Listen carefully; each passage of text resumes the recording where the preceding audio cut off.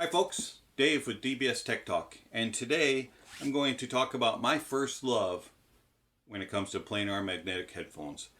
And as I had mentioned in my previous video, the M560 was my first venture into planars. They were okay. They were definitely a step in the right direction, and they got my my feet wet in the planar world, and they also showed me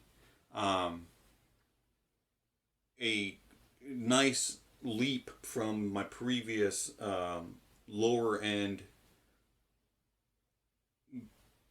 headphones, and then also compared to my Bear Dynamics, they were eye-opening as far as what a dynamic versus planar can do.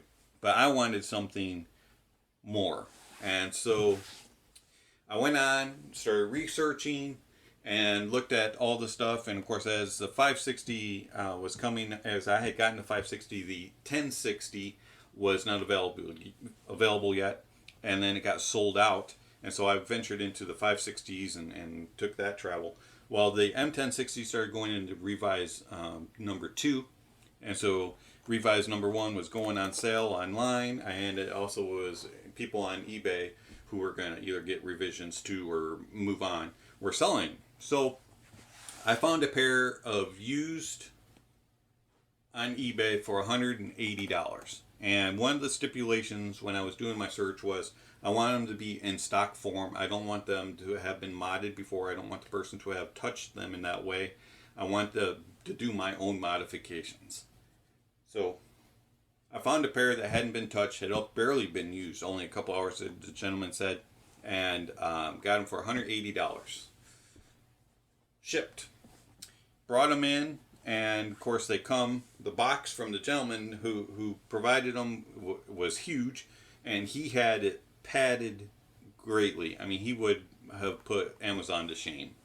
This thing had so much padding on it. I really appreciate how great he took care and love in the product that he shipped.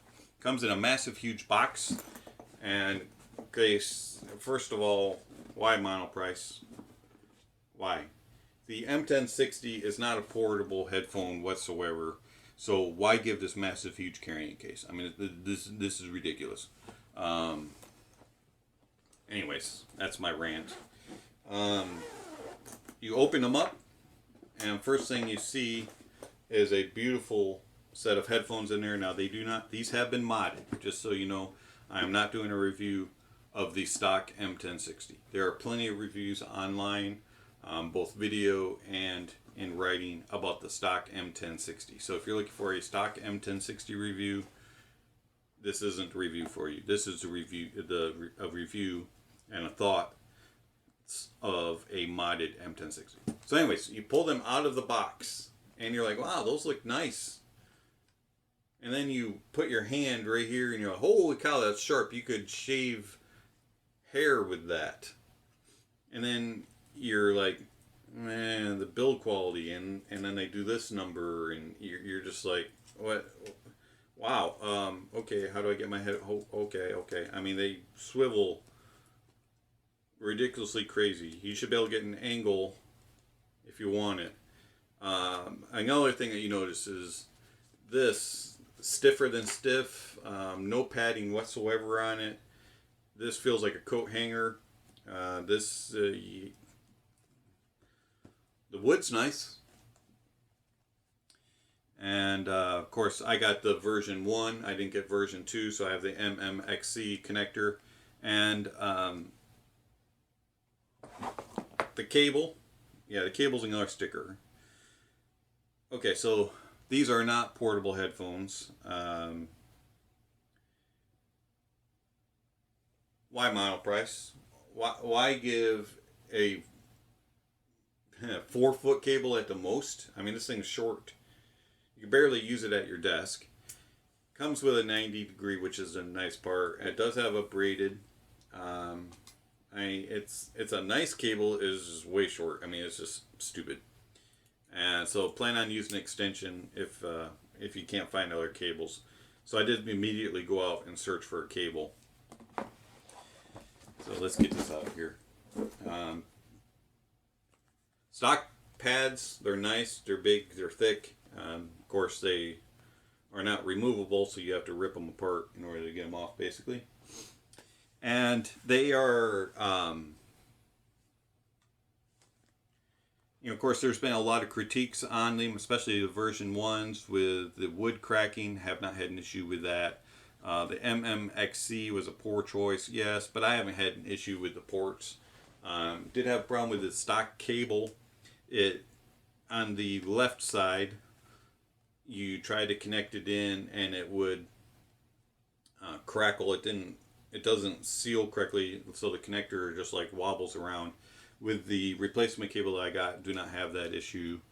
Some people say that the headband plastic pieces break. I haven't had an issue with that. Some people have had issues with the head strap falling off. I haven't had an issue with that. Still in pretty good shape. Am I afraid they're going to break? Yeah. This part here, I mean, it's just spring steel that is super thin. Definitely can tell that Monoprice saved money by making the world's flimsiest headphone frame. Here's the cable that I got. Now, I didn't get a mega long cable. I did go with a short cable, but I bought an extension, a really nice extension to use with it. So it's straight 3.5, and then the MMXCs. Now, the gentleman I bought them from did include another cable, but I didn't care for it because on where the connectors were, it had like the sleeve that came down, and when I would have it in my ears, it would drag on my shoulders, and I just didn't like the feel of it. This doesn't have that, and so they're just like regular headphone cable. Put them on with the stock pads, and I immediately had an issue. Now, I must have weird ears, but the square shape of the headphone, or the rectangle, I guess it is, it's fine height-wise, but going across, and so I was getting a lot of pressure. It doesn't fit properly, and so it was pressing on the back part of my ear. And I don't like things touching my ears, especially headphones. I don't know, it's just one of my quirks. I just don't like things on my ears. And then when they're on, they put a lot of pressure on my glasses. And my glasses aren't the curved kind, they're straight. And so the headphone just like latched onto the straight rod and just pushed on that. So I didn't care for that. So another search began. Not only I had to get a cable, I had to get new pads. And so I did all kinds of searches online. Vegan pads, ZMFs, Mr. Speakers, you name it. There were all kinds, but they were freaky expensive. $70, $80, $90. And my brain was going, I just paid $180 for these. Why am I getting pads that are half the price of the headphone? I mean, that's just ridiculous. I mean, I only paid $10 for the cable, so why should I pay $90 for a pair of pads? And so I started doing some more research, and some people had tried Hi-Fi Min pads, and they recommended the Focus pad. Most of them really recommended the Focus A's, but me being cheap, when I looked online, Focus pads were $30, $40 on Amazon, and there was another pad called the Vel pad, and they were $10, and I was like, I'm getting those. They're Hi-Fi Mins. How bad can they be? Bad. There's a reason why they were $10. And they came, and you have to take off the stocks, and then you get double-sided tape, and you put them on, line them up, and you have to cut the clip out from the back side of the Hi-Fi Mins pads, and you just use scissors and clip where it goes in, and then you stick them on there. And the Vel pad, it was all right. I mean, it had a nicer hole than the stock because it was circular, but they were thin, not cushy at all. I mean, you press them and they're like, they just like sealed against your head, and they immediately came off. and the stocks went back on. Plus, the fell pad was so cheap that they started ripping within like a week of use, week or 2 weeks. And so I went back and I said, okay, focus pad A, that's the way to go. So I bought those, brought them in, and you again had to clip the back side of it because it doesn't have the removable ring like some of the nicer pads from Hi-Fi Man. And I put them on, and I actually used those for quite a while. They're nice. Their hole is just big enough so it doesn't touch my ears, but they're a little thin, and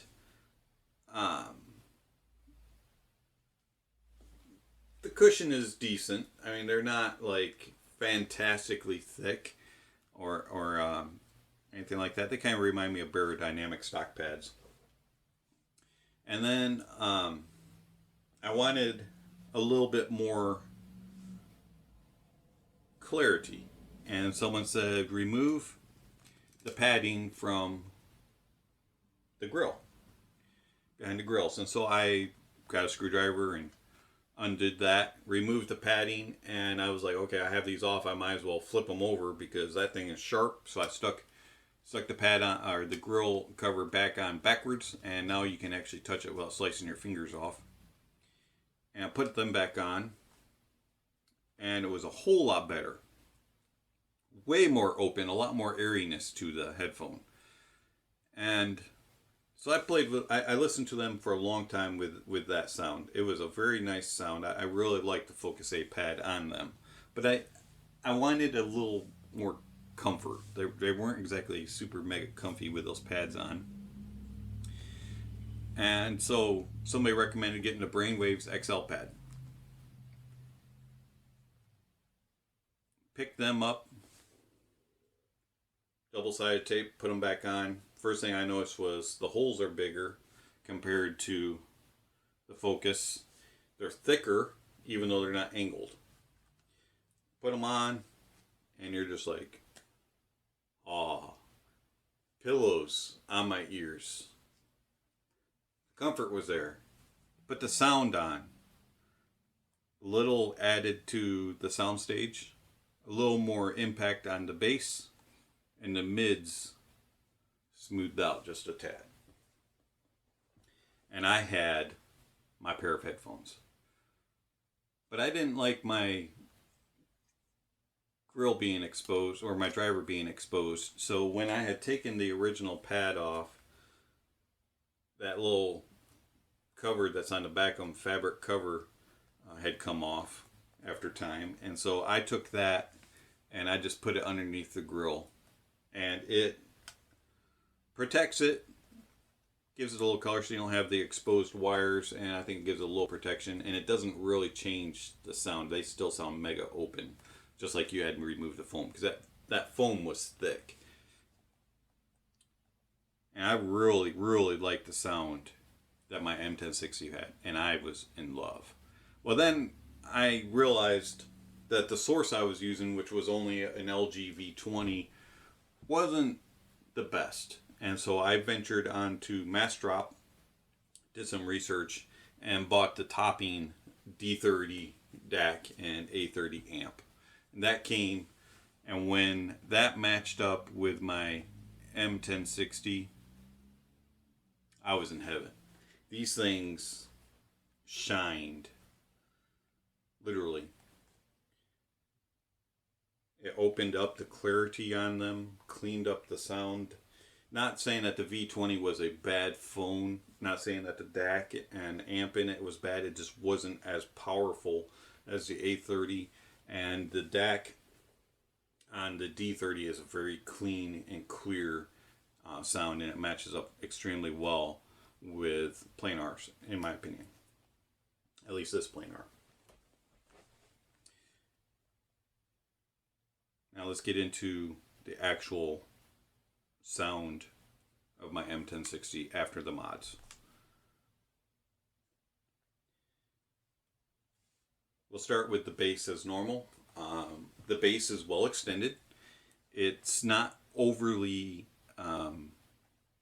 deep or impactful, but it does have a thump to it and a kick when it is presented in the music.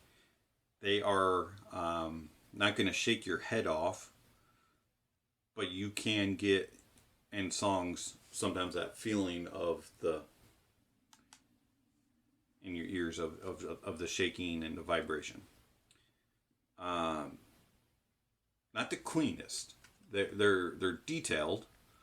They have nice tone to them, but they're not always super clean. They're not like muddy or muffled, but they just have a little bit of a graininess to them at times, especially on lower end sub bass. The mids are very well balanced. They have a smooth texture to them. They have a really nice tone to them. They have a great timbre in them. They sound natural, but they are a little recessed. They're just slightly behind on the bass, and so they take somewhat of a back. The mids are a little unique on these, but they're not recessed. They're just not as forward as the bass and the treble. Now the trebles love or hate on these. You'll see that on the forums everywhere. Very well extended. They get up there on the highs. They can produce some very pretty coloring. They have great detail and imaging. Again, just like the bass, they are slightly grainy, especially more towards the top end. They're not the cleanest of highs, but they're not distorted or anything like that. Where they get in trouble is there's a peak on them, and they can sound like they're piercing or ringing on certain sounds, especially like cowbell and cymbals, especially splashy cymbals. They can get this shine and glare. I really noticed it with the stock pad on. They seem to reflect badly with these pads on. I don't notice it as much with the Brainwaves XLs. The Focus A pads took it away, but it also didn't help the bass or the treble very much. They kind of sounded stock, except for the ringing disappeared that you got with the stock pad. But the XL pad balances it out nicely. Just like the bass being a little bit forward, the treble's a little forward. So when you're listening to a song, especially acoustical, like country music that has a lot of guitars and a lot of detail, and a singer, the singer will be just slightly behind the music. It sounds really good, but they are not evenly balanced. Your music and your bass and your treble will be slightly more forward. Not in your face. On some songs they will be, but not on all songs. It kind of depends on the style of music. So orchestral music, they sound very well balanced, very smooth, very detailed. The Soundstage is massive on these. They're the most open headphone I ever had. The imaging and detailing is very great, especially orchestral music and choir music sounds really fantastic. But when you get and like quartets or multiple singers and they're singing parts, these do a great job. But when you have a single singer and then a lot of different musical parts going on, the singer will take a slight seat back. They're very interesting, but I love the sound of them because of that. You just get a different experience with every single song. These blow my 560s out of the water in many a way. One, they're a lot lighter. worse build quality than the 560, but they feel better. Comfort wise, they're better. I didn't have to have any clamp force issues like I did with the 560. Pads are definitely better. Even the stock pads on the 560 or on the 1060 are better than the 560 pad. Sound wise, the 560 is more warm and dark. Doesn't have near the extension on the bass and on the treble, but the 560 has a little bit nicer sound in the mids because of the warmth that's added. These are very clear, very analytical. I wouldn't call them neutral, but they're pretty darn near close. And they have a very fast bass and a very detailed high. Very good for gaming. You can use them. You can hear sounds from all over wherever you're at. And you can they have very good imaging, so you can tell precisely where people are, whether they're behind you, to your left, slightly at an angle to you. You can tell depth pretty decently also. Great headphone for gaming.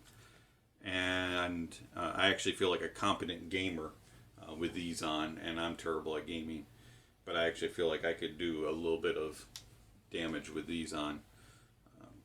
Still will never beat Peyton though. But anyways, Peyton, I know. Hey there, you know who I'm talking about. So anyways,